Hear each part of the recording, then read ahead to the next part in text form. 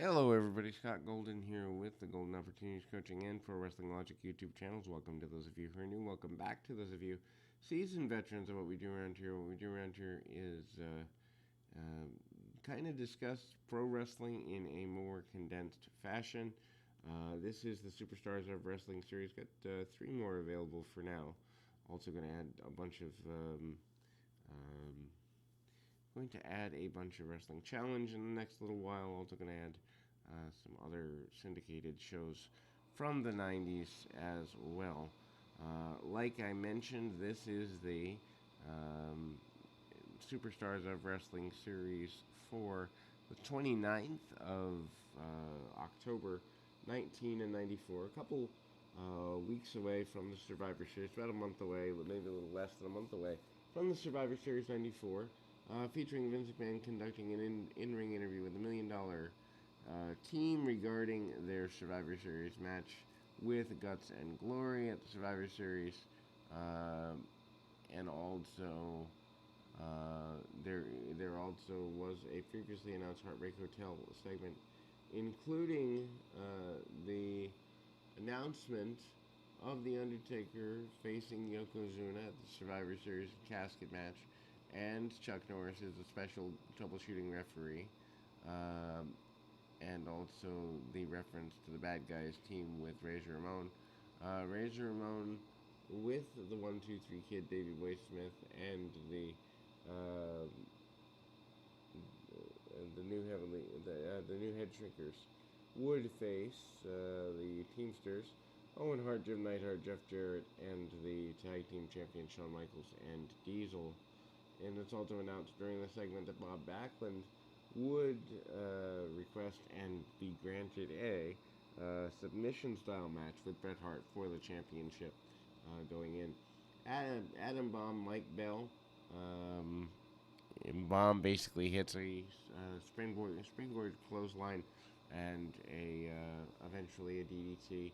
Adam Bomb at the time kind of struggling a little bit in many ways, not limited to the fact that he in fact has what I would consider to be a little bit of just uncertainty about where his career in general is going at the time, and kind of looking at that going forward.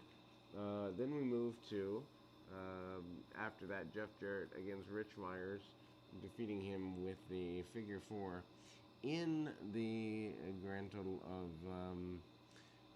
2 minutes 28 seconds. I mean, nothing necessarily worth writing home on there. Also, before that, we see the Survivor Series report. Amazing to me how much those reports took up a whole bunch of time in your syndicated program. So if you were a person that didn't like just hype, then these syndicated programs were not for you. Jeff Jarrett, though, getting hammerlocks, headlocks, and basic stuff, doing a lot of talking, and his main maneuver here was the figure four. IRS cuts a vignette in front of a casket telling people that even dead people need to pay their taxes. Kind of a scumbag thing to do, but anyway, Razor Ramon is up next, and Razor moving in through the process of things. Razor, of course, your Intercontinental Champion at the time, and makes short work of his adversary for the day. Another enhancement match, of course, the Intercontinental Championship still meaning something here in 1994.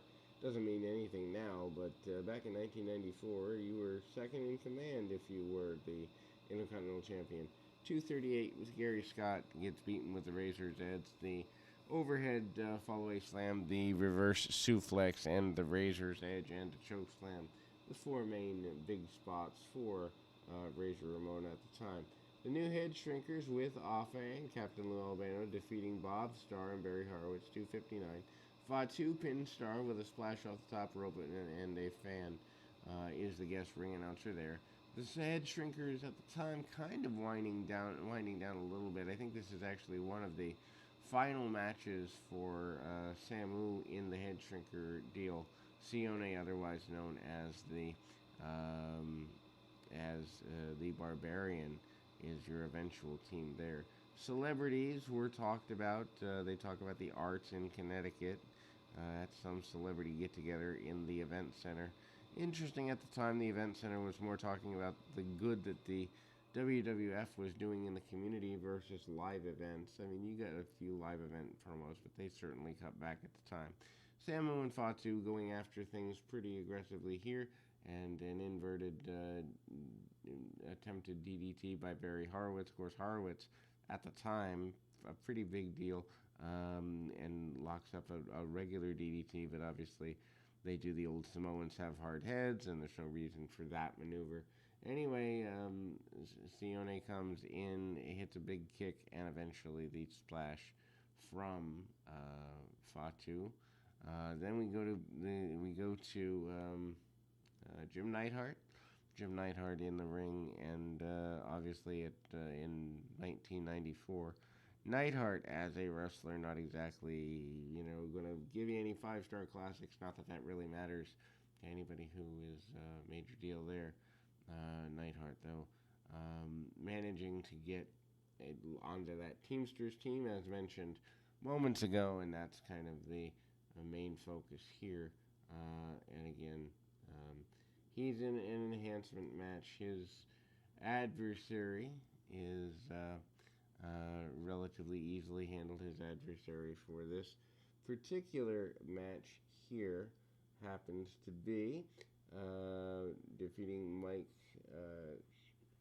Clove, or Mike Chloe, with a submission, beats him with a camel clutch, 132, punches, kicks, and real basic offense from that individual. And again, camel clutch from Jim Neidhart does not look very menacing here in 1994, but I think this is more of a history with the company kind of thing, as far as him having a job. $1 Million Man Ted DiBiase talks about his team taking out Luger and Friends, $1 Million Corporation, consisting of an alliance with the Heavenly Bodies and Tatanka and King Kong Bundy. Bundy, of course, coming back a few short weeks before. $1 Million Man, obviously, negotiating with Cornette. Bam Bam Bigelow, also a member of that team.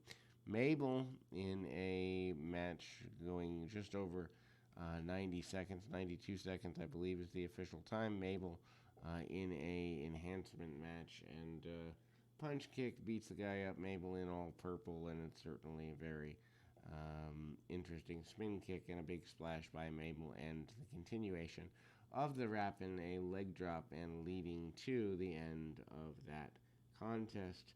Anyway, we will close with that for now. We'll be back with more right after this.